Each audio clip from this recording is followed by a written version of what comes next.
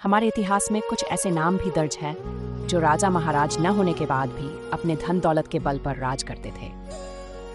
ऐसे ही एक व्यक्ति थे मुर्शिदाबाद के जगत सेठ, जिन्हें सेठ फतेह चंद के नाम से भी जाना जाता था। आज के समय में भले ही बंगाल का मुर्शिदाबाद शहर गुमनामी में जी रहा हो, लेकिन उस समय यह हर किसी के लिए व्यापारिक केंद्र हुआ करता था। हर तरफ इसी स्थान के चर्चे हुआ करते थे। शायद ही ऐसा कोई व्यक्ति हुआ हो उस समय जो इस स्थान और जगत सेठ के बारे में न जानता हो। कहा जाता है कि एक समय इनके पास इतना पैसा था जितना इंग्लैंड के सभी बैंकों के पास नहीं था। कौन थे जगत सेठ? जगत सेठ एक टाइटल है जो फतेह चंद को मुगल बादशाह मोहम्मद शाह ने 1723 में दिया था, जिसके बाद इस पूरे परिवार को जगत सेठ के नाम से जाने जाने लगा। इस घराने का संस्थापक सेठ मानिक चंद को माना जाता है। बताया जाता है कि जगत सेठ मेहताब राय के पूर्वज मारवाड़ के रहने वाले थे। 1423 में गहलोत राजपूतों में से गिरधर सिन्हा गहलोत ने जैन धर्म स्वीकार कर लिया था। इस परिवार के हीरानंद साहू 1652 में मारवाड़ छोड़ पटना में आ बसे थे। पटना उन दिनों व्यापार का एक बड़ा केंद्र हुआ करता था। यहाँ हीरानंद साहू ने शोरा का कारोबार शुरू किया। उन दिनों यूरोपियन शोरा के सबसे बड़े खरीदार हुआ करते थे। शोरा व्यापार के साथ साथ साहू ने ब्याज पर कर्ज देने के काम को भी बढ़ाया था और जल्दी ही उनकी गिनती धनवान साहूकारों में होने लगी थी।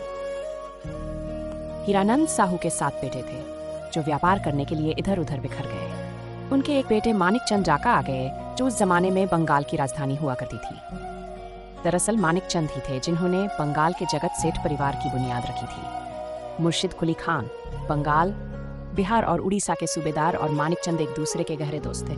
मानिक चंदन सिर्फ नवाब मुर्शिद कुली खान के खजांची थे, बल्कि सूबे कालगान भी उनके पास जमा होता था। दोनों ने मिलकर बंगाल की नई राजधानी मुर्शिदाबाद बसाई थी। औरंगजेब को 1 करोड़ 30 लाख की जगह पर 2 करोड़ और लगान भेजा था। 1754 हमें मुगल सम्राट फर्रुख सियर ने मानिक चंद को सेठ की उपाधि दी थी। इसके लिए एक बड़े से पन्ने पर जगत सेठ खुदवाकर सील बनवाई थी, जो दूसरे दुर्लभ उपहारों के साथ शाही दरबार में फतेह चंद को पेश की गई। इसके बाद ये परिवार जगत सेठ के नाम से जाना जाने लगा। मानिक चंद के बाद परिवार की बागडोर फतेह चंद के हाथ में आई, जिनके समय में ये परिवार बुलंदियों पर पहुंचा। ढाका, पटना, दिल्ली सहित बंगाल और उत्तरी भारत के महत्वपूर्ण शहरों में इस घराने की शाखाएं थीं। इसका मुख्यालय मुर्शिदाबाद में था। इसका ईस्ट इंडिया कंपनी के साथ लोन की अदायगी, सराफा की खरीद बिक्री आदि का लेन देन था। इस घराने की तुलना बैंक ऑफ इंग्लैंड से की गई है।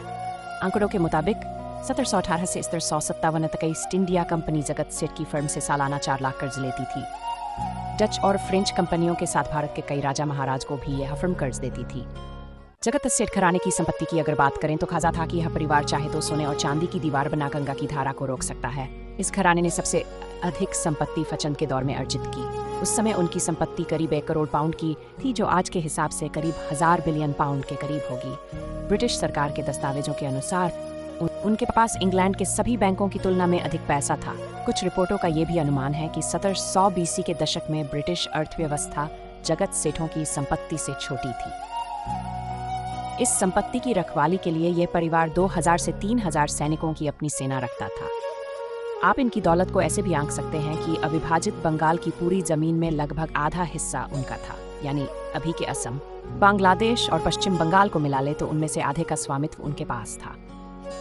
पलट दिया था बंगाल का शासन। जगत सेठ फतेह चंद्र के बाद उसका पौत्र मेहताब चंद्र दूसरा जगत सेठ बना।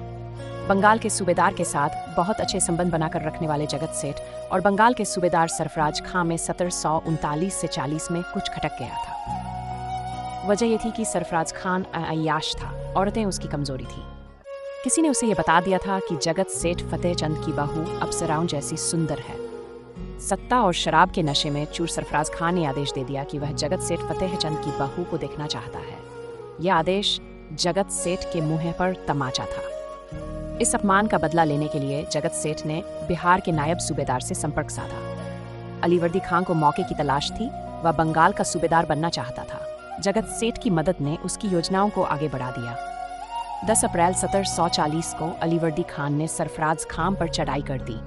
इस युद्ध में टिकारी के महाराजा सुंदर सिंह अलीवर्दी खान का साथ दे रहे थे। दोनों के सेनाका का राजमहल के पास गिरिया के मैदान में आमना सामना हुआ था, जहां इस लड़ाई के दौरान सरफराज खान के ही किसी फौजी ने उसे गोली मार दी थी।